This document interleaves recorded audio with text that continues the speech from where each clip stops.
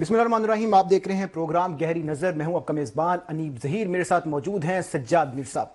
बात करेंगे आज पाकिस्तान तहरीक इंसाफ और जो हुकूमत के मुज़ाकरात हैं उसके हवाले से। बाकायदा तौर पर जो मुज़ाकरात हैं वो शुरू होने जा रहे हैं।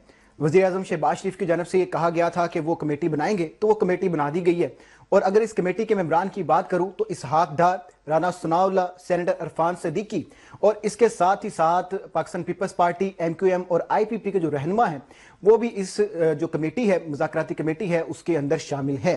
और इस मुज़ाकराती कमेटी का स्पीकर कौमी असम्बली अयाज सादिक ने खैर मकदम किया। और साथ ही साथ अपोजिशन की जो कमेटी बनाई गई है पाकिस्तान तहरीक इंसाफ की जानब से और जो हुकूमती कमेटी बनाई गई है, इन दोनों कमेटियों का जो इजलास है वो भी तलब कर लिया है। सवाल ये पैदा होता है कि ये दोनों कमेटियां जो बनाई गई हैं ये कितनी मौसर साबित होती हैं मुज़ाकरात के लिए। क्या कोई ब्रेक थ्रू हो पाएगा या एक दो सिटिंग्स के बाद फिर कोई डेडलॉक की तरफ जो सारे मामलात हैं वो जाते नजर आएंगे। इससे पहले जो शेख वकास अकरम है पाकिस्तान तहरीक इंसाफ के, उनका क्या कहना है सिविल नाफरमानी की तहरीक के हवाले से, वो आपको सुनाते हैं। और जो स्पीकर कौमी असम्बली अयाज सादिक हैं वो क्या कहते हैं उस पर बात करते हैं। फिर मीर साहब की तरफ आते हैं, उनसे बात करते हैं।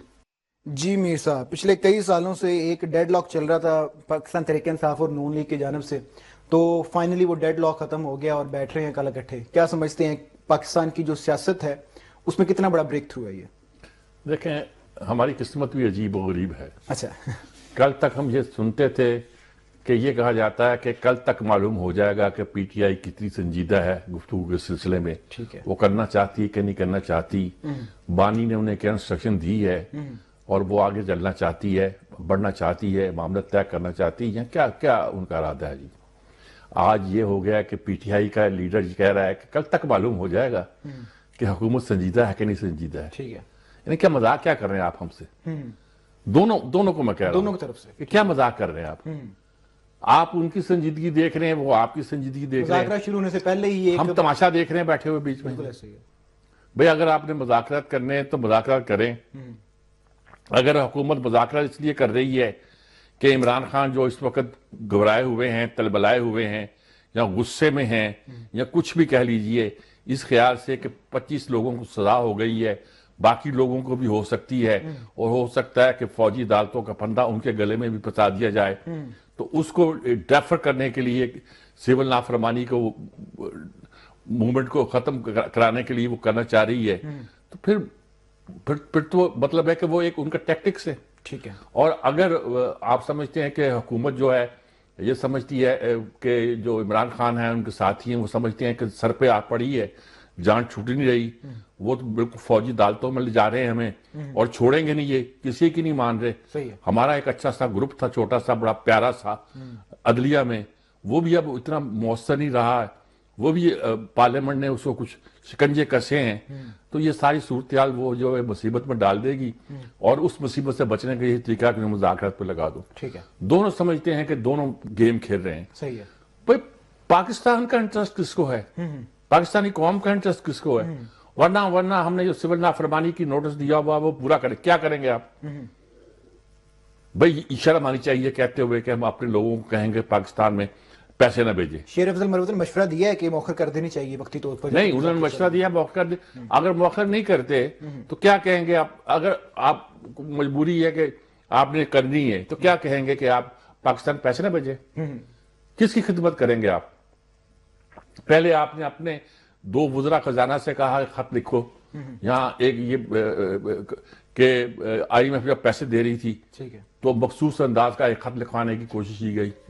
यानी हर वक्त जब पाकिस्तान को कुछ एक रिलीफ मिलने की तौक़्क़ो होती है आप मुसीबत डाल देते हो। ठीक है।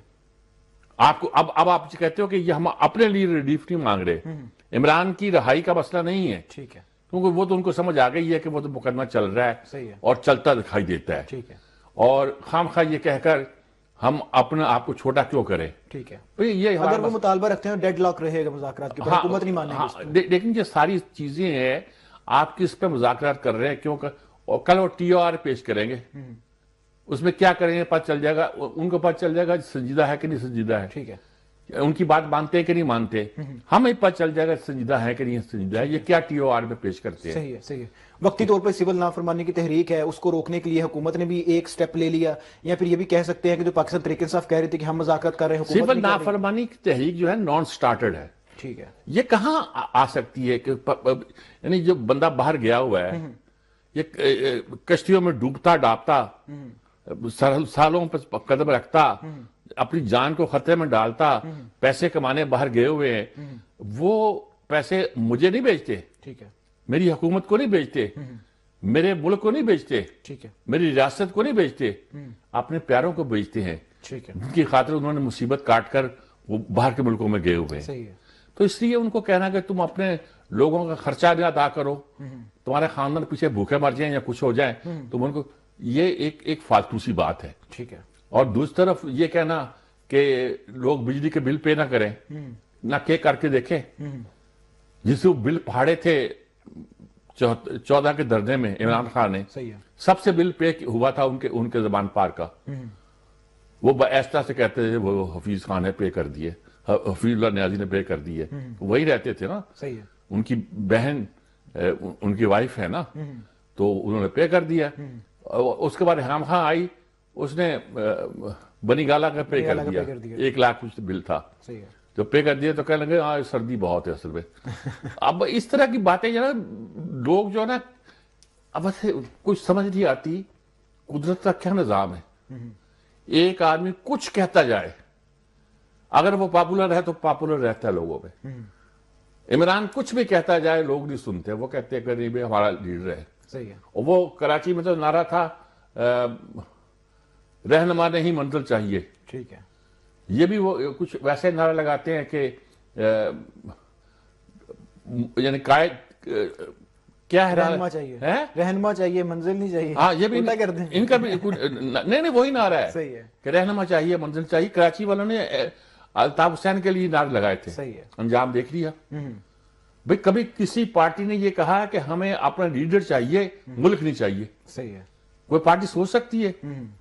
یعنی کہ یہ ہائیسٹ لیول آف فاشزم ہے. ٹھیک ہے. میں نہیں کہتا کہ قصور حکومت کا نہیں ہے, میں نہیں کہتا کہ ان سے زیادتیاں نہیں ہو رہی. میں یہ کہہ رہا ہوں کہ جو آپ قائدیج کر رہے ہیں, آپ کے پاس بڑے بڑے لوگ تھے جو بڑے اچھے طرح سے آپ کے لیے لکھتے بھی تھے, رہنمائی بھی کرتے تھے, سلوگن بھی بناتے تھے, آپ کے تھنک ٹینک تھے, وہ کہاں کے سارے. صحیح ہے. میں نام نہیں لوں گا کچھ لوگوں کے, بڑے گنتے تھے اپنے آپ کو چودھری, اور بڑے فن خواہ سمجھتے تھے اپنے آپ کو. صحیح ہے. اور کچھ تو کہتے تھے وہ یہ عمران کی یہ تقریر میں نے لکھی ہے, عمران کی یہ فلاں چیز میں نے تیار کی ہے. حد ہو گئی یار. کوئی بات جو ہے وہ سوچنے والی ہے, کرنے والی ہے, کوئی ایسی لکھنے میں کوئی حرج نہیں ہے. صحیح ہے. 4-6 چیزیں ایسی ہوں گی جو شاید میں نے لکھی ہوگی. ٹھیک ہے. اس ملک میں کئی حکمران گزرے ہیں, وزرائے اعظم اور صدور, جن کی تقریریں میں نے لکھی ہیں. ٹھیک ہے. اور اس کے لیے پیسے نہیں لیے ہیں. عمران کے بھی 3-4 نعرے جو بہت پاپولر ہوئے تھے ان کے پہلے جلسے میں, وہ دوستی میں حفیظ اللہ نیازی اور یہ سب دوستی میں نے لکھ کے دیے تھے. صحیح ہے. نتھنگ اب سارٹ کہ میں پارٹی کے ساتھ تھا کہ نہیں ساتھ تھا. لوگوں نے, مجیب شامی نے دستور لکھنے میں مدد کی تھی, ان کی وسیم زہرا ان کے ساتھ تھی, شیریں بزاری جرنلسٹ ان کے ساتھ تھی. اچھا اب اس کے بعد میں سوائے ایک آدھ کے باقی سب چھوڑ کے, بالکل ایسے ہے کہ وہ بھئی جو خواب دیکھے تھے, خواب قاضی حسین احمد نے کیا دیکھے تھے, وہ محمد علی دورانی جو بڑا آج کل پھر ان ہوا ہے, وہ ملائیں, تو قاضی صاحب نے کہا کہ ان کے بارے میں دیکھ کر جو ان کے سلسلے میں اپنے قریبی لوگوں کو ان کے بارے میں رائے دی, پازیٹیو رائے تھی, ایسی پازیٹیو تھی کہ میں بیان نہیں کر سکتا. صحیح ہے. کہ کوئی مسلمان ایسی رائے دے نہیں سکتا کسی کے بارے میں, کسی انسان کے بارے. کیسا بھی اس جانچے میں آگے تھے, بہت سے لوگ آگے. میں یہ نہیں کہتا کہ خراب آدمی ہے, میں یہ کہتا ہوں کہ وہ تو کہتے ہیں کہ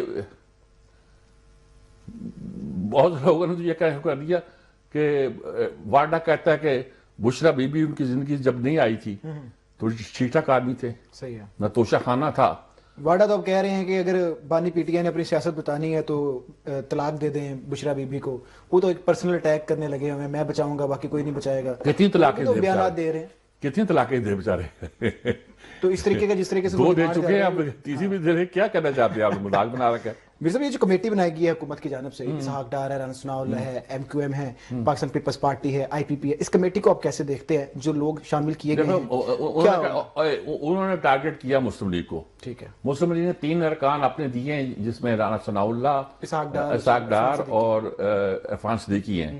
یہ دراصل نواز شریف کی کمیٹی ہے. ٹھیک ہے. شہباز شریف سے زیادہ نواز شریف کے لوگ ہیں یہ. صحیح ہے. اور باقی نوید قمر اور یہ جو ہے یہ لے لیا انہوں نے، ان سے MQM کو لے لیا انہوں نے. باقی پارٹیاں بیٹھو بھائی یار، جا کے بات کر لو اس سے. ہم سے کہتے ہو کہ ہم بات نہیں کرتے، تم بھی بیٹھ جاؤ ساتھ. ٹھیک ہے. طے کر لو نا کیا کرنا طے. صحیح ہے. پیپلز پارٹی بھی دیکھ لے اور سب دیکھ لے، طے کر لو. اور ان کے لیے اب زیادہ ہوگا کہ اب یہ کہہ سکیں گے کہ مسلم لیگ نہیں مانتی، فلاں نہیں آتی، یہ مشکل ہو جائے گا. ہاں انہوں نے بیلنس کر دیا نا کہ جو سارا برڈن ہمارے کندھوں پہ چڑھتا ہے، سب آگے طے کر لو ان سے. ٹھیک ہے. تو اگر تو سچ مچ PTI سنجیدہ ہے کہ معاملہ طے ہو تو انہیں طے کر لینا چاہیے پارٹی کے ساتھ. ٹھیک ہے. اور میرے سے بات کی ہے کہ جو سینیٹر عرفان صدیقی، رانا ثناء اللہ، اسحاق ڈار، یہ کاؤنٹ ہوتے ہیں پاکستان مسلم لیگ نون میں کہ یہ نواز شریف کی ٹیم ہے.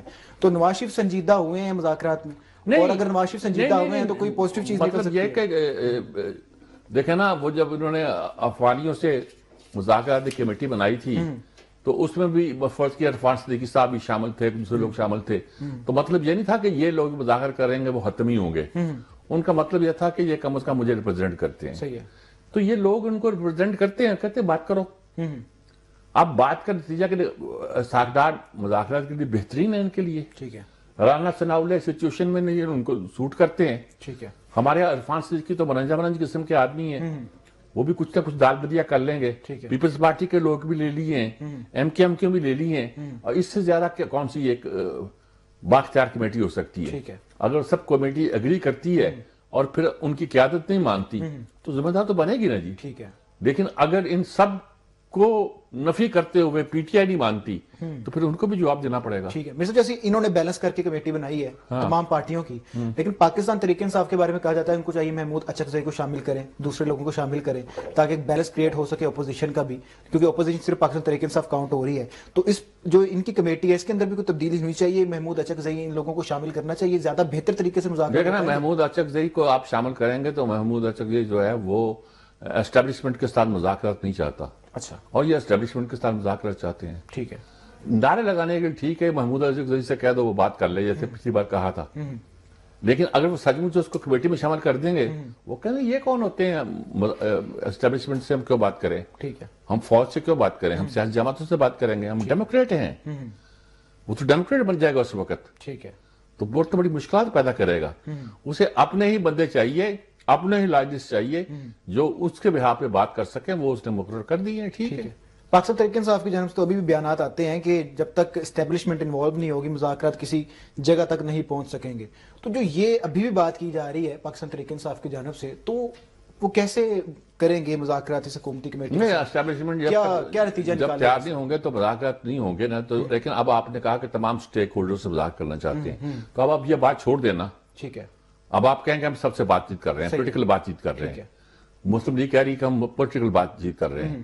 اور ان کا بھی یہ ہے کہ آج خواجہ آصف نے لندن میں پریس کانفرنس کر رہے تھے اور بڑی سخت باتیں کی انہوں نے. ٹھیک ہے. کہ جب تک 9 مئی کے جو لوگوں کو سزا ملی تھی اس حوالے سے ریفرنس انہوں نے سخت باتیں کی ہیں. تو دونوں طرف ایسے لوگ ہیں جو ایسی بات کر جاتے ہیں. ٹھیک ہے.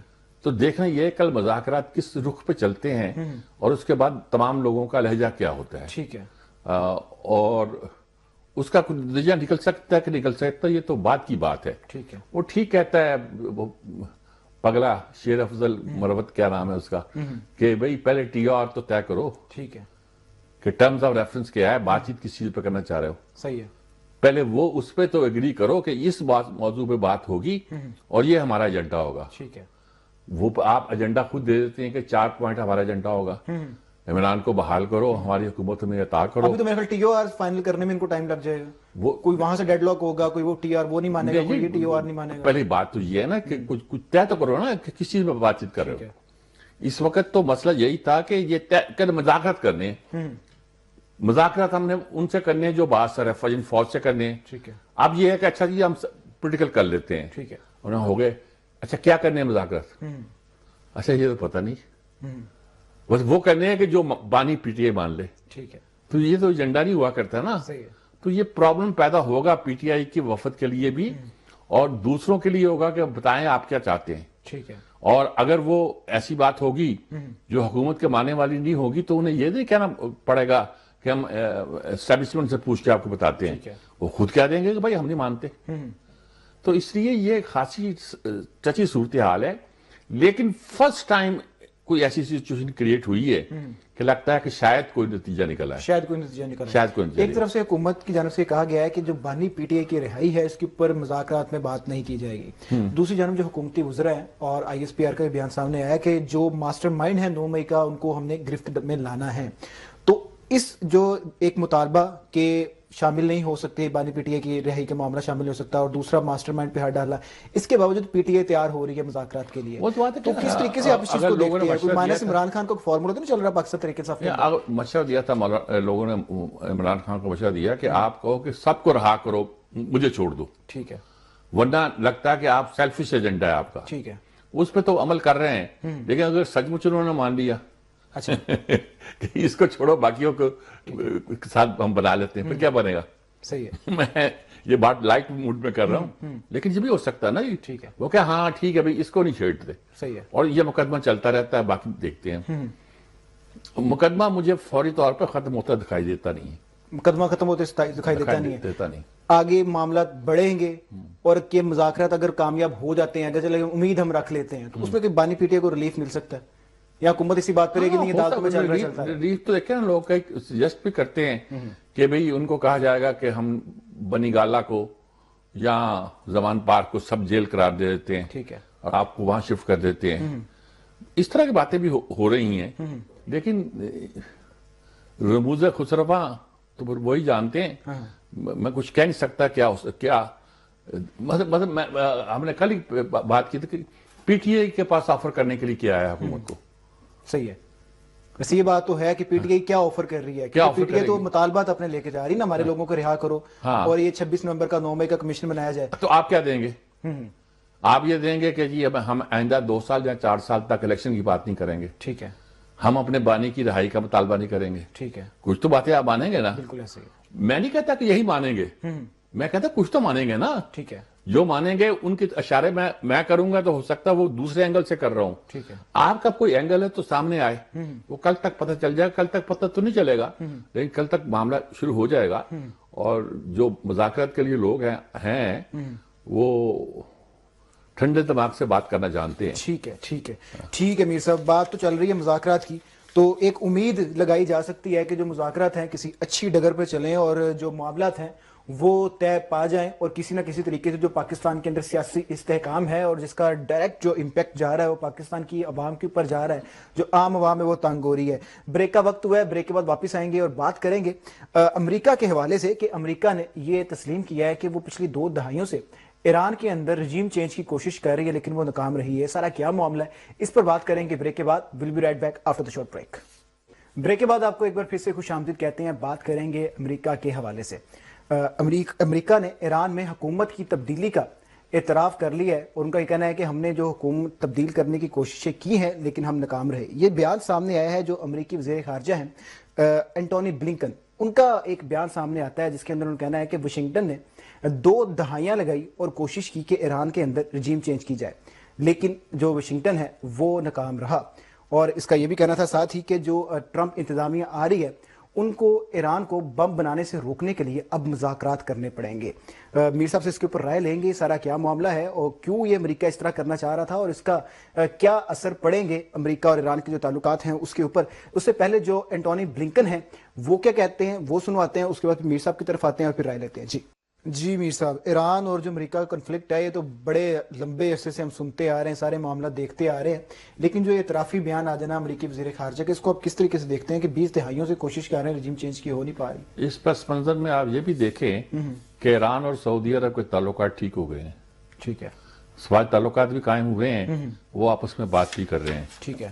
ان کو بھی یہ بات سمجھ آنا شروع ہو گئی ہے کہ خطے میں ایک بیلنس قائم رکھنے کے لیے توازن قائم کرنے کے لیے لازمی ہے کہ ایران اور سعودی عرب آپس میں اس طرح کانفلکٹک پوزیشن میں نہیں آئے کہ ایک دوسرے کو ختم کرنے کے در پہ ہو جائے. ٹھیک ہے. اور امریکہ نے گویا تھوڑا سا اس میں نرمی دکھانا شروع کی ہے کہ تعلقات ہو ہی جائیں تو ایک رابطہ ہوگا ایران کے ساتھ. ٹھیک ہے. تو ایران کو جو ختم ایکسس ایول میں شامل کرنے کا جو ایک پالیسی تھی اور ختم کرنے کی پالیسی تھی، امریکہ نے گویا اس کا اعتراف کر دیا ہے، جو بائیڈن کی حکومت کے ان کے وزیر خارجہ نے، کہ ہم 20 سال سے اس ایجنڈے پہ کام کر رہے ہیں. ٹھیک ہے. کہ وہاں اس رجیم چینج سے مراد وہاں یہی ہے کہ خامنائی کی حکومت یا خمینی کے انقلاب کی حکومت جو ہے اس کو ختم کیا جائے. ٹھیک ہے. اور جب بھی کوئی ریفارمر حکومت آتی تھی تو ہم اس کے پیچھے ہو جاتے تھے کہ شاید اس حکومت کے ذریعے سے ہمیں کچھ نہ کچھ مل سکے اور حکومت بدلے اور اس کے نتیجے کے طور پر ایران کی پالیسیاں بدلیں. ٹھیک ہے. ان کا کہنا ہے کہ اس میں کامیابی نہیں ہوئی. ہم نے ان کے ایٹمی پروگرام روکنے کے لیے بڑی پابندیاں لگائیں، بلکہ سینکشن عائد کی ان پر، لیکن اس کا نتیجہ کچھ نہیں نکلا. ٹھیک ہے. تو اس لیے بہتر یہ ہے کہ ٹرمپ جب آ رہا ہے تو وہ پھوں پھوں کرتا ہوا ایران پہ نہ چڑھ دوڑے. ٹھیک ہے. یہ کرنے کا کوئی فائدہ نہیں ہے. ٹھیک ہے. بلکہ اس بات کوشش کرے کہ اس کو انگیج کرے. صحیح ہے. انگیج کرنے سے شاید اس کو یہ فائدہ پہنچے کہ ایران کو وہ ایٹمی ہتھیار بنانے سے روک سکے. ٹھیک ہے. اس کے لیے فرض کیا اس نے سعودی عرب کو تو گو تھرو دے اس کو دیا ہے. مشورہ بھی کہہ سکتے ہیں ہم. ہاں، سعودی عرب کو گو تھرو دے دیا ہے. کچھ ہمارے ساتھ بھی رعایت پڑتے ہیں جی. ٹھیک ہے. ہمیں بھی کہ تیل کی لائن کو کھولنے دے. صحیح ہے. ہمارے ساتھ بھی اس کے بہت سے معاملے جو کرنا ہے.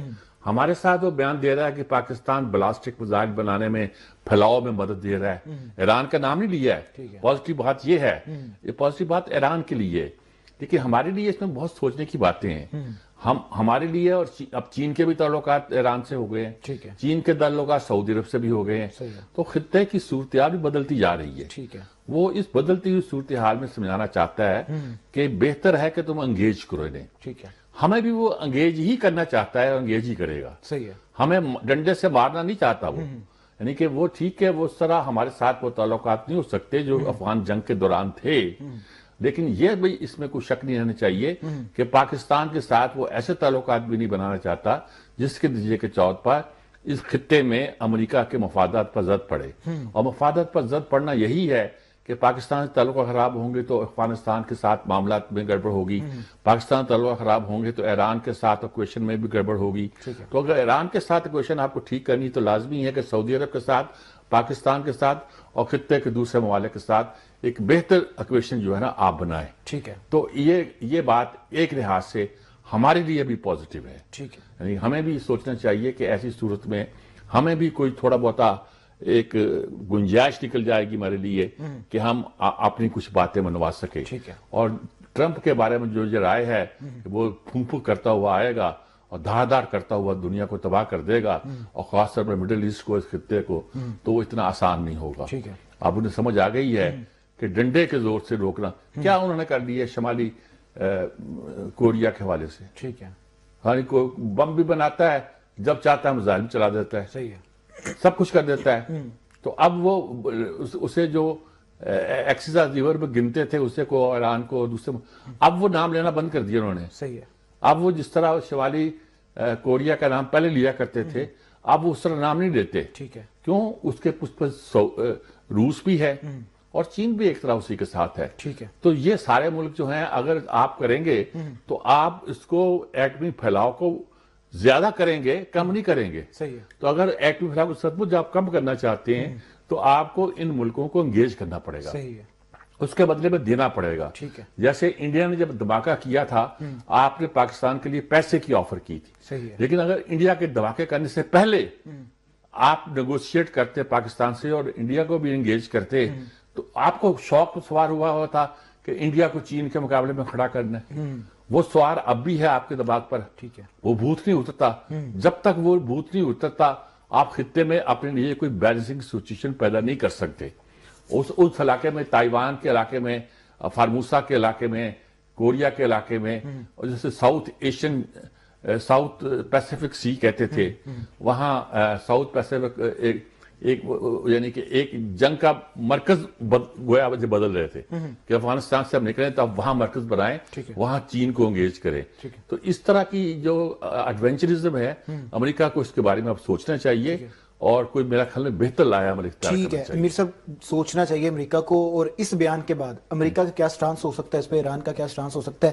بات کرتے ہیں محمد مہدی صاحب ہمارے ساتھ موجود ہیں، سینئر تجزیہ کار ہے. بات کیجیے گا امیر صاحب، لائن پہ موجود ہیں. محمد مہدی. کون موجود ہے؟ محمد مہدی صاحب. مہدی صاحب موجود ہیں. اچھا ماشاءاللہ. مہدی صاحب السلام علیکم. جی وعلیکم السلام میر صاحب. جی مہدی صاحب، وہ بات ہم کر رہے ہیں کہ امریکہ کے وزیر خارجہ نے یہ بیان دے دیا ہے کہ ٹرمپ آ رہا ہے، ہماری دوسری حکومت آ رہی ہے، ہم نے 20 سال لگا دیے ایران میں رجیم چینج پر، تو اس کا کوئی فائدہ نہیں نکلا. آپ ان کو انگیج کریں، انگیج کر کے ان کو ایٹم بم بنانے سے روکیں وغیرہ وغیرہ. یعنی کہ ایران کے ساتھ یا خطے کے معاملات پہ کچھ ان کے مائنڈ سیٹ میں تبدیلی کی اشارے مل رہے ہیں، اور اگر تبدیلی کے اشارے ہیں وہ نظر آتے ہیں کہ سعودی عرب کے ساتھ بھی اب بہتر تعلقات ایران کے ہو رہے ہیں، تو کیا ہمارے لیے بھی کوئی آسانیاں پیدا ہوں گی؟ کیا سمجھتے ہیں آپ؟ بسم اللہ الرحمن الرحیم. میر صاحب، بات اصل میں یہ ہے کہ ایران کا جو معاملات ابھی سیریا کے بعد ہوئے ہیں اس کے اندر اب ایران کو بہت ہی محتاط ہو کے میرے خیال میں چلنا چاہیے، اور ایران کو کوشش کرنی چاہیے کہ جو لوگ انقلاب کے بانیان میں سے تھے اور اس وقت جو ہے ایران نے ان کو گرفتار کیا ہوا ہے یا ان پر سختیاں کی ہوئی ہیں، کم از کم ان کو ریلیز کریں اور ان کے ساتھ اپنی بات چیت کو دوبارہ سے وہ کریں. مثلا ایک تو اپوزیشن ہے نا جو ہے، لیکن آپ اپنے اندر سے اپوزیشن مت کریں، کیونکہ میرا یہ خیال ہے کہ اگلے سال ایک اور بھرپور کوشش کرے گا امریکہ اور اسرائیل کہ کسی طرح ایران کے اندر جو ہے وہ رجیم چینج ہو جائے، کیونکہ سپلائی لائن کو اس نے بریک کرنے میں وہ کامیاب ہو گئے ہیں. تو ایران کو تھوڑا سا محتاط ہونا چاہیے. جہاں تک رہا پاکستان کا معاملہ، پاکستان نے ہمیشہ ایران کا ساتھ دیا. اسلامی انقلاب کے بعد ایران کے پاکستان پہلا ملک تھا جس نے ایکسپٹ کیا تھا ایران کے نئی حکومت کو. تو پاکستان کے لیے جہاں تک امریکہ کے معاملات ہیں، امریکہ جو ہے وہ پاکستان کو مشکل صورتحال میں ڈال رہا ہے، کیونکہ وہ اپنی کچھ باتیں جو ہے وہ پاکستان سے منوانا چاہ رہا ہے اور پاکستان وہ باتیں نہیں مان رہا، اور جس کے اندر خاص طور پر جو ہے وہ ایک دفعہ دوبارہ یہ چاہ رہا ہے کہ افغانستان کے اندر پاکستان اس کی مدد کرے، اور وہ افغانستان کے اندر دوبارہ سے کچھ ایکٹیویٹیز شروع کرنا چاہ رہا ہے. اور دوسری طرف چائنا کے حوالے سے بھی وہ چاہ رہا ہے کہ چائنا جو ہے وہ پاکستان کے ساتھ بزنس تو ضرور کرے، لیکن بزنس سے زیادہ اسٹریٹجک تعلقات جو ہے وہ نہیں ہونے چاہیے. اور خاص طور پہ جو پاکستان اس وقت بات کر رہا ہے سیکنڈ اسٹائک کی وایا اوشن جی جی یا سی، اس کے وہ مخالفت کر رہا ہے. تو یہ اہم باتیں ہیں جو اس وقت جو ہے وہ پاکستان اور امریکہ کے درمیان، اور بیچ میں پھر ایران بھی آتا ہے. نہیں، میں نے کہا کہ ایران کے بارے میں وہ اب یہ بات تو انہوں نے مان لی نا کہ وہ رجیم چینج کے لیے 20 سال تک کوشش کرتے رہے ہیں، اب ناکام ہو گئے ہیں. اب ان سے کچھ تعلقات بہتر بنانے کے لیے ٹرمپ حکومت کو کچھ کرنا چاہیے. یہ جو بائیڈن کے وزیر خارجہ نے بیان دیا ہے، تو اس کا مطلب ہے کہ ود ان امریکہ بھی ایک تھنکنگ پیدا ہو رہی ہے ایران سے بہتر تعلقات کی. دیکھیے، اگر آپ کو یاد ہو تو اوباما نے ایران کے ساتھ باقاعدہ بات چیت کا سلسلہ شروع کیا تھا 5+1 کا، اور ابھی بائیڈن کے دور کے اندر بھی ایک دفعہ، لیکن ٹرمپ صاحب نے اس معاہدے سے پیچھے ہٹ گئے تھے اور اس معاہدے کو ختم کر دیا تھا. تو بنیادی طور پہ بلنک صاحب یہی کہہ رہے ہیں کہ اس بات کو لے کر آپ آگے بڑھیں اور ان کے ساتھ جو ہے ان کو مذاکرات کی ٹیبل پر بھی لے کر آئیں. لیکن میں عرض یہ کرنا چاہ رہا ہوں کہ یہ جو نئی صورتحال پیدا ہوئی ہے اس میں ایسا محسوس ہوتا ہے کہ آپ کے ساتھ 2-3 پروگرام بھی میں نے کیے تھے کہ ایران نے تھوڑا سا لوز کیا ہے، اور ایران کے جو دوست تھے حزب اللہ کی شکل میں، حماس کی شکل میں، بشار الاسد کی شکل میں، ان تمام کو زک پہنچی ہے اس ساری صورتحال کے اندر. تو ایران کو جو ہے وہ خود بھی اس کے لیے بہتر ہوگا کہ اگر بات چیت کی طرف جائیں، لیکن ایسا نہ ہو. ہم نے دیکھا کہ بشار الاسد کے ساتھ جو ہے وہ بات چیت کا، اور انہیں عرب لیگ کا دوبارہ ممبر بنایا، لیکن نیچے سے ان کی بساط کھینچ دی گئی. تو ایران کو بہت سیریسلی ان تمام باتوں کو دیکھنا پڑے گا کہ صورتحال کیسی چل رہی ہے، کیونکہ ایران کے اب انقلاب کو بھی جو ہے وہ تقریباً 50 سال کے قریب ہو رہے ہیں. ٹھیک ہے. اور کسی بھی انقلاب کے بعد جو ہے یہ بڑی بات ہوتی ہے کہ 50 سال وہ انقلاب چلا ہے، اب اس کے اندر کچھ نہ کچھ ٹھراؤ، کچھ نہ کچھ ایسی چیزیں آنی چاہیے کہ جس سے یہ محسوس ہو کہ جو دوسرے لوگ بھی ہیں وہ بھی جو ایرانی ہیں لیکن وہ اس سے انقلاب کے ساتھ نہیں تھے لیکن وہ بھی یہ سمجھیں کہ ہاں یار ہمارے بھی سٹیٹس ڈیولپ ہوئے ہیں تو ود ان دا ایران بھی ایران کو کام کرنے کی ضرورت ہے اور انٹرنیشنلی بھی. یعنی ریفارمسٹ جو ایران میں کہلاتے ہیں وہ بھی کچھ ان کو بھی آن بورڈ لیا جائے اور ایران اس بارے میں محتاط بھی. مہدی کروبی جیسے آدمی جو ان کے سپیکر رہے اور بہت ہی قریبی آدمی تھے, اگر ان کی بیگم صاحبہ یہ پریس کانفرنس کریں کہ میرے میاں کو قید تنہائی میں رکھا گیا ہے اور ان کو ہارٹ کا پرابلم ہے لیکن ان کو دوائی نہیں دی جا رہی, تو میں سمجھتا ہوں یہ بہت سوچنے والی بات ہے ایران کی موجودہ رجیم کو کہ جو ان کے اتنے قریبی لوگ ہیں ان کے ساتھ اگر اس طرح ہوگا, ہو سکتا ہے کہ جو عوام ہے وہ ایران کی رجیم کے ساتھ ہی ہو لیکن آپ اپنے قریبی لوگوں کو اگر اس طرح لوز کریں گے تو یہ شاید آنے والے وقت میں آپ کے لیے اچھا نہیں ہوگا. میرا خیال آپ کا مطلب ہے کہ ایران کو احتیاط بھی کرنی چاہیے کہ امریکہ یہی کرتا ہے کہ دکھاتا تو وہ یہ ہے کہ ہم آپ کے فائدے کی بات کر رہے ہیں لیکن نقصان کی بنتی ہے, کوشش کر رہا ہے کہ دکھانے کی کہ ایران میں رجیم چینج کی کوششیں جو ہوتی رہی ہیں اس سے ہم چاہتے ہیں وڈرا کرے, لیکن ہو سکتا ہے کہ کوئی اور سازش کرے, لیکن ایران محتاط بھی رہے اور اپنی قوت کو بہتر طور پر استعمال کرنے کے لیے پلان بھی کرے. یہی کہنا چاہتے ہیں شاید آپ؟ جی بالکل, میں یہی کہنا چاہتا ہوں. بہت شکریہ آپ کا مہدی صاحب, بہت شکریہ آپ کا. بہت شکریہ آپ کا میر صاحب. مہدی صاحب ان علوم پر, چین پر, ایران پر, سعودی عرب پر, ان معاملات پر, خطے پر خاص طور پر خاصی گہری نظر رکھتے ہیں اور انہوں نے کام بھی کیا فورن افیئرز کے حوالے سے, تو یہ اچھی بات کر رہے ہیں. یعنی کہ یہ جو بات میری نظر میں نہیں آئی کہ ایک طرف تو وہ امریکہ یہ کہتا ہے لیکن وہ انہوں نے اچھی بات کی ہے کہ پہلی حکومت نے, اوباما کی حکومت نے 5+ کا فارمولا پیش کیا تھا کہ یہ ملک سب مل کے ایران کو ساتھ کوئی انڈرسٹینڈنگ کریں, اس سے سینکشن کچھ کم کی جائیں, کچھ اور کیا جائے اور اس کو لے کے آگے چلا جائے, لیکن اس کا کوئی فائدہ نہیں ہوا. تو اور ٹرمپ نے آ کے ساری وہ اسکیم جو تھی وہ ختم کر دی تھی. تو اب گویا ان کا وزیر خارجہ جو ہے وہ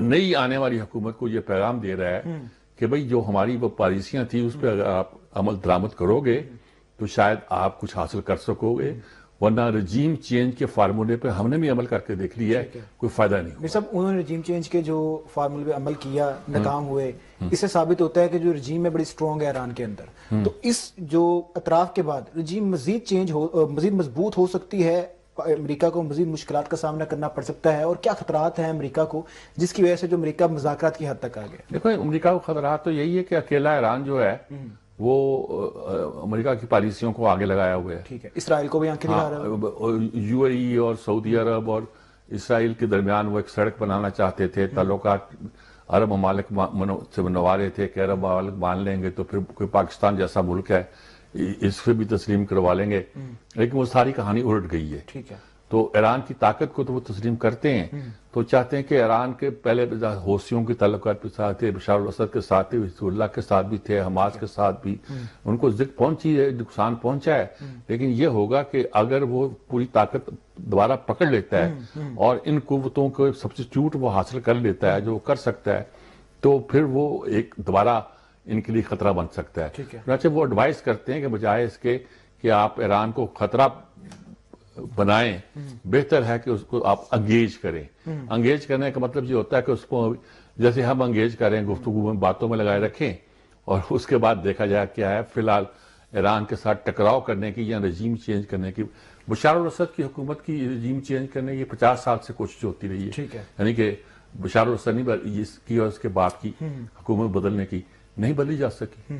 تو اب یہی ہے کہ احتیاط کریں, احتیاط ہی بہتر ہے. احتیاط ہی بہتر ہے. بریک کا وقت ہوا ہے, بریک کے بعد واپس آئیں گے, بات کریں گے جنوبی وزیرستان کے حوالے سے.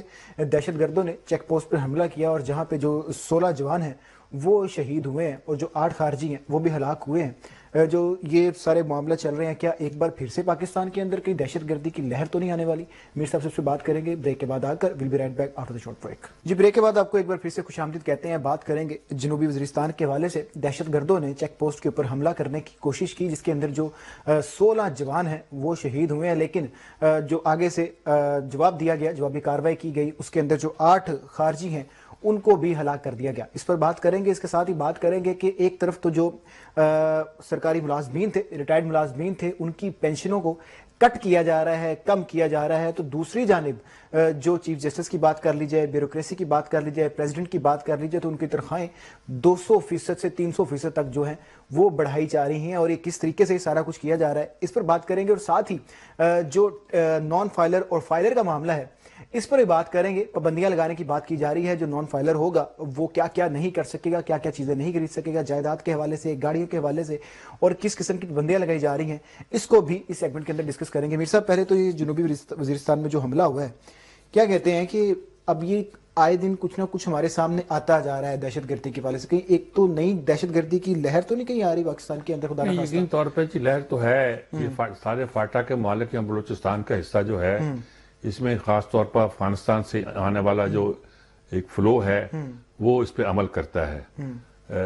ہم سمجھ نہیں سکے کہ ہمارے تعلقات جو ہے افغان رجیم کے ساتھ کیسے ہیں. ہم کیوں اس رجیم کو یہ کنونس کرنے میں کامیاب نہیں ہو رہے کہ ان کی سرزمین جو ہے کسی اور کے لیے استعمال نہیں ہونا چاہیے. اس پہ ہمیں غور کرنا چاہیے. جہاں تک ہمارے سیکورٹی کے اداروں کا تعلق ہے تو بڑی جوامردی سے لڑ رہے ہیں.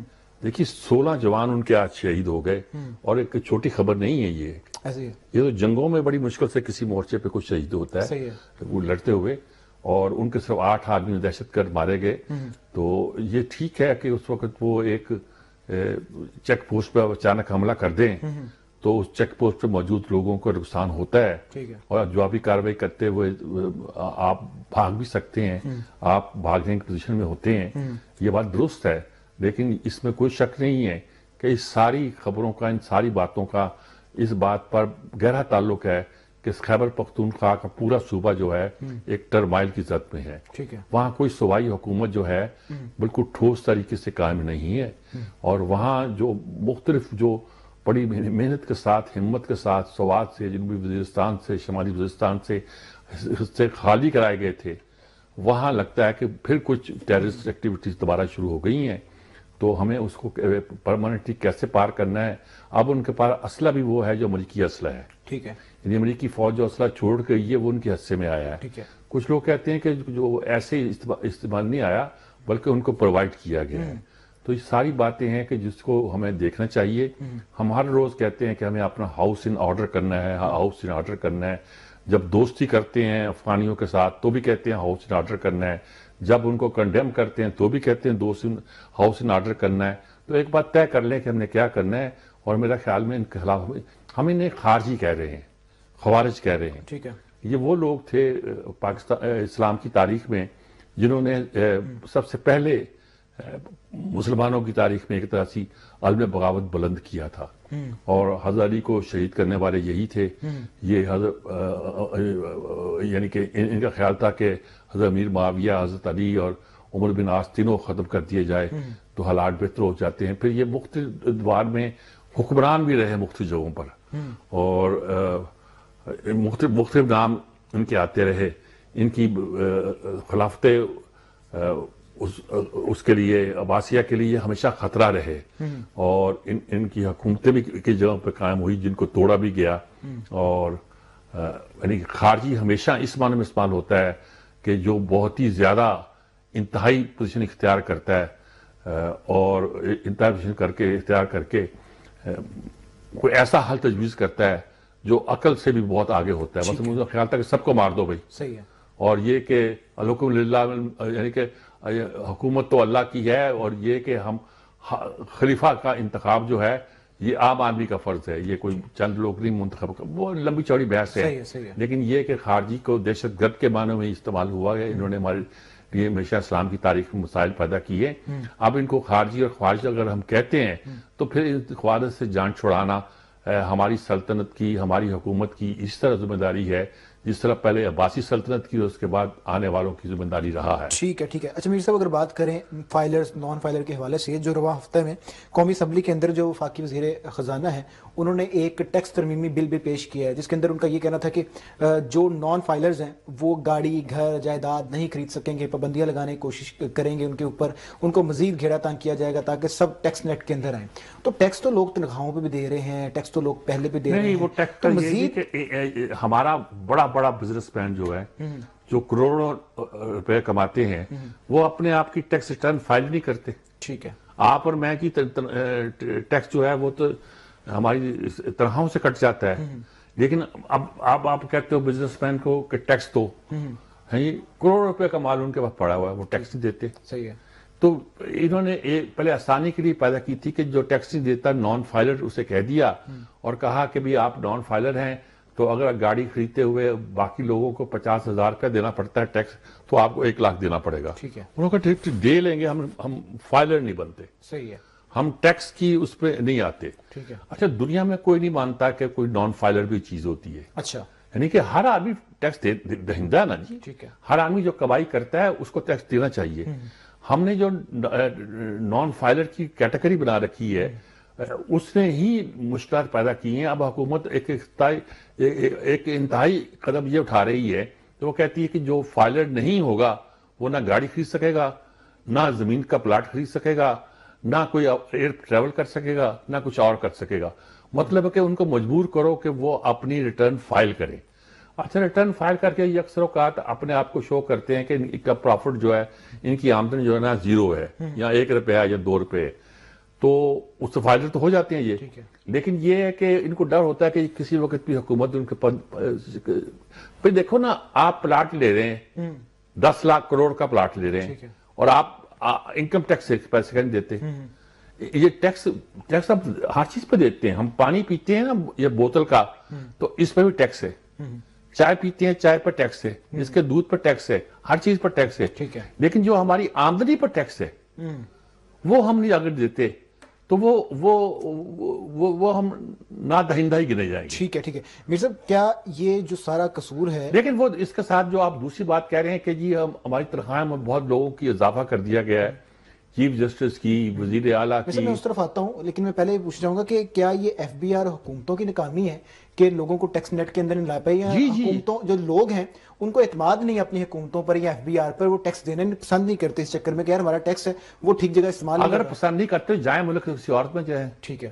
یعنی کہ یہ تو بات تو ہے ہی نہیں کہ ان کو اعتبار نہیں ہے، ان کو پسند نہیں ہے. حکومت ریاست چلتی پھر اس پر ہے کہ لوگوں کے ٹیکس پر. ٹھیک ہے. ٹیکس تو آپ کو دینا پڑے گا جی. صحیح ہے. اس میں دنیا میں کوئی فلسفہ ایسا نہیں ہے تو کوئی مجھے بتا دے جو ٹیکس سے استثناء کی وہ آپ استعمال ٹھیک نہیں کرتے تو آپ کس مرض کی دعا ہیں؟ آپ ٹھیک بندے منتخب کر کے بھیجیں، آپ اپنے بندوں پہ نگرانی رکھیں. پھر تو جب آپ پیسے دیں گے نا پھر آپ اپنی حکومتوں کی نگرانی بھی کریں گے. آپ کہتے ہمیں کیا جی، نہ ٹیکس نہیں دے رہے تو پھر آپ کو یہ حق بھی نہیں جاتا کہ حکومت کو اکاؤنٹیبل آپ کرتے کچھ نہیں ہے. آپ کہتے ہیں ٹھیک ہے جی، ٹھیک ہے ہمارا کیا ہے، یہ حکومتیں ہیں، حکومتوں سے مانگتے ہیں، حکومتوں کو دیتے کچھ نہیں. ٹھیک ہے ٹھیک ہے. میر صاحب جو تنخواہیں بڑھائی گئی ہیں، ایک تو چیف جسٹس کی اگر میں بات کروں تو 16 لاکھ سے 25 لاکھ کر دی گئی ہے، صدر پاکستان کی 10 لاکھ سے 22 لاکھ کر دی گئی ہے. اس کے علاوہ جو وزیر ہیں ان کی 3 لاکھ سے بڑھا کر 10 لاکھ کر دی گئی ہے. اتنا اضافہ کیا جا رہا ہے. ایم پی ایس کی تنخواہیں بڑھائی گئی ہیں پنجاب اسمبلی کے اندر. تو دوسری جانب جو سرکاری ملازمین تھے، ریٹائرڈ تھے، ان کی پینشنیں کٹ کی جا رہی ہیں کہ بھائی ہمارے پاس خزانے میں پیسے نہیں موجود. تو یہاں پر اور یہاں پر کیا فرق ہے؟ ایک بات ہے کہ پینشن ایک انگریز نے ایک نظام قائم کیا تھا کہ ایک آدمی سرکاری ملازمت میں آتا ہے تو اس کو ایک تسلی ہوتی ہے کہ میں ریٹائر ہونے کے بعد بھی مجھے زندگی میں کچھ نہ کچھ پیسہ اسٹیٹ دیتی رہے گی. ٹھیک ہے. اور میرا گزار چلتا رہے گا. اب آپ اس ختم نہیں کر سکتے کیونکہ پینشنر کا ایک بڑا حصہ جو ہے وہ فوجیوں کا ہے. ٹھیک ہے. اور فوجی پینشن جو ہے اب سیولین ہی بجٹ سے دی جاتی ہے. ٹھیک ہے. ایک زمانے میں وہ عسکری بجٹ سے جاتی تھی، اب اس کو اپنے سیولین بجٹ میں ڈال دی ہے. اچھا اب اس میں آپ اس لیے مخمصے کا شکار ہے، لیکن یہ ایک اچھی سکیم تھی، یعنی کہ ایک ویلفیئر سکیم تھی، اس کو آپ ختم کرنا چاہتے ہیں. دوسری طرف آپ کے پیٹ ہی نہیں بھر رہا. آپ نے یہاں اسمبلی کے ممبران کی تنخواہیں بڑھائی تو انہوں نے کہا جی، انہوں نے چیف جسٹس جی بڑھا دو، انہوں نے کہا جی چیف جسٹس بنا دیتے، انہوں نے کہا اچھا جی آپ ایم پی کے بنا دو، آپ ایم این اے بنا. اس میں کوئی شک نہیں ہے کہ ان لوگوں کی تنخواہیں سب اسپیکر کی ڈی سی کو یہ بھی نہیں ہے کہ 3 لاکھ ہے تو 4 لاکھ کر دی، 5 لاکھ کر دی، 10 لاکھ ارے یار آج سے چند سال پہلے یہ تنخواہیں 15,000 10,000 تھی. اچھا مجھے پروفیسر غفور کی ایک تقریر یاد ہے کہ انہوں نے کہا وہ اس کو 6,000 روپے پہ ایک فرم، اچھی بڑی فرم کے ڈائریکٹر تھے، اس کے اکاؤنٹس کے بڑے اچھے اکاؤنٹس کے ایکسپرٹ تھے اور بہت بڑی تنخواہ گنی جاتی تھی وہ. انہوں نے کہا کہ جب میں اپنے گھر کا خرچ 6,000 سے 1,500 پہ لے آؤں گا، اچھا وہ 1,500 پہ اس لیے کہ ان میں رواج تھا کہ اسمبلی سے جو الاؤنس ملتا تھا وہ ممبر جو ہے جماعت کو پے کرتا ہے اور جماعت اسی پیسے کو جو ہے ممبر کو دے دیا کرتی تھی. اب پتہ نہیں اب کیا دستور ہے. تو وہ 1,500 پہ الاؤنس تھا، تو ان کو 1,500 پہ ملتا تھا، وہ 1,500 سے گزارا کرتے تھے. 6,000 تنخواہ ان کی تھی. انہوں نے کہا جو آدمی 10 سال پرانی شیروانی پہن کر پورا امریکہ اور یورپ گھوم کے آ سکتا ہے، اس کو کیا تم دھمکی دیتے ہو؟ پروفیسر غفور صاحب کی تھی. میں نے کہا اور تقریر میں یہ بھی کہا کہ جو 6,000 سے اپنا خرچ 1,500 کر لیتا ہے، معلوم ہوا کہ اس کو اسمبلی کے ممبر کی تنخواہ جو ہے وہ 1,500 پہ ہے. یہ گنی جاتا تھا. یہ بس یہ صرف ایک طرح کا ایک ازازیہ ہے. اب تو اس کو باقاعدہ نوکری بنا دیا گیا، نوکری بنا دی انہوں نے. ایم این ایم پی ہونا اس لیے ضروری ہے کہ اس میں پیسے ملتے ہیں یار.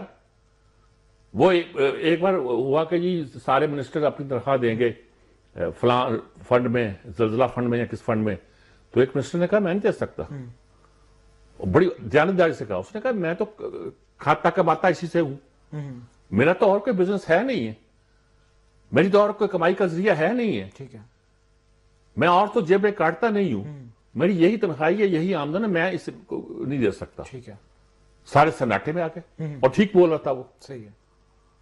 تو مسئلہ یہ ہے کہ یہ جو ان کو تنخواہوں کی پرواہ کیا ہے؟ مسٹر ہم اسمبلی کور کرتے ہیں، وہاں پر جو ایم پی ایز آتے ہیں بڑی گاڑیوں میں اترتے ہیں، فارچونر یہ وہ، اگر الیکشنوں میں چلے جائیں تو کروڑوں روپے لگا دیتے ہیں اور کہتے ہیں کہ ہم اسمبلی میں جائیں گے عوام کی بات کریں گے. تو اسمبلی میں آ کے یہ تو نوکریاں کر رہے ہیں، یہ تو ان کو ان پیسوں کی ضرورت ہے یا صرف پیٹ بھر رہے ہیں؟ پیٹ کی ضرورت ہے کہ نہیں ہے یہ مجھے نہیں پتا. فی الحال یہ ہے کہ ایک طرف سے آپ یہ بتا رہے ہیں کہ ہم اپنا بجٹ کم کر رہے ہیں، سرکاری بجٹ کم کر رہے ہیں، اور دوسری طرف یہ آپ یہ بھی رو رہے ہیں کہ جی عام آدمی پینشن کھانے والا یہ کرنے والا بہت زیادہ کھا رہا ہے، اس کو بھی کم کر رہے ہیں. بالکل ٹھیک ہے. اور دوسری طرف یہ ہے کہ جو آپ کے مراعات یافتہ لوگ ہیں ان کی تنخواہیں بڑھائی جا رہے ہیں. تو دو کام تو نہیں چلیں گے نا. یہاں تو آپ نے اپنی تنخواہیں بھی فکس کی ہوئی ہیں بہت منیمم پہ، اور اس کے ساتھ پھر آپ دوسروں پہ پابندی لگا رہے ہیں. اب بتائیں نا آپ نے اپنے اخراجات کہاں کم کیے ہیں؟ یہ جو ہمارے پچھلے 1-1.5 سال سے چلا ہوا ہے، ہم آئی ایم ایف کے پاس جاتے ہیں اور کہتے ہیں اپنے اخراجات بھی کم کریں گے، ہم یہ گاڑیاں بھی منگوائی جاتی ہیں. ہاں جی دیکھیں نا جی، گاڑی تو ایک بندے کے پاس ایک گاڑی نہیں ہے. جب آپ گریڈ 18, 19, 20 میں آ جاتے ہیں نا جی، آپ کے پاس 4 گاڑیاں ہوتی ہیں. ایک گاڑی آپ کی اس حیثیت سے جو آپ سیکٹری ہیں یا ڈپٹی سیکٹری ہیں، ایک گاڑی کسی بورڈ کے چیئرمین ہے، ایک گاڑی پر کسی اور بورڈ، 4-5 گاڑیاں آپ کے پاس ہیں. اس کا پیٹرول اسٹیٹ دے رہی ہے. پہلے تھا کہ سرکاری نمبر پلیٹ کی گاڑی جب آ جاتی تھی کسی مارکیٹ میں بازار میں آ جاتی تھی تو اسے معیوب گنا جاتا تھا. دیکھو سرکاری گاڑی استعمال کر رہے ہیں. اب بچے دندناتے پھرتے ہیں، گاڑیاں استعمال کرتے ہیں کیونکہ آپ نے الاؤ کر دی ہے. سرکاری گاڑی اس کام کے لیے استعمال ہوتی ہے. بھائی یہ کام یہ آپ کو بنانا پڑے گا. لوگوں سے اگر آپ ٹیکس وصول کرنا چاہتے ہیں، ان کی جیبوں سے نکالنا چاہتے ہیں، تو آپ کو خود بھی اپنے اخراجات پہ نظر رکھنی پڑے گی. بالکل جی. ایک طرف تو کہا جاتا ہے کہ ہم جو ہمارے معاملات ہیں وہ چل نہیں رہے، خزانے میں پیسے نہیں ہیں. دوسری جانب آپ کہہ رہے ہیں کہ جب تک ٹیکس نہیں آئے گا تو ہمارا ملک کیسے چلے گا. اور تیسری جانب جو آپ اپنے سارا بجٹ ہے ان اللہ تللوں میں لگا رہے ہیں، تنخواہیں بڑھا رہے ہیں، گاڑیاں خرید رہے ہیں. جب تک ایک معاملہ سیٹ نہیں ہوگے تب تک جو عوام ہے وہ کس طریقے سے حکومت کے اوپر، جو اپنے نمائندے ہیں ان کے اوپر یقین کر سکتی ہے. ان چیزوں کو بہتر ہونے کی ضرورت ہے. پروگرام کا وقت ختم ہو گیا. اگلے ہفتے دوبارہ ملاقات ہوگی. دیکھتے رہیے گہری نظر. اللہ حافظ.